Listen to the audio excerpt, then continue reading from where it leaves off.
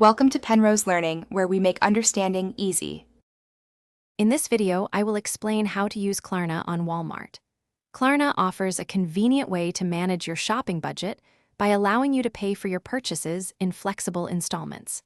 This means you can get the items you need from Walmart now and spread the cost over several weeks or months, making larger purchases more accessible.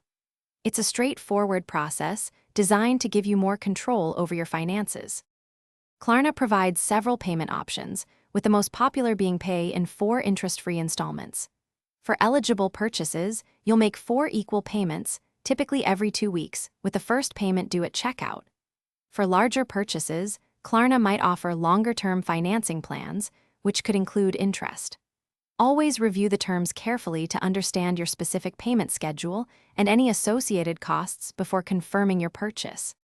Using Klarna at Walmart is quite simple. First, add all your desired items to your online shopping cart.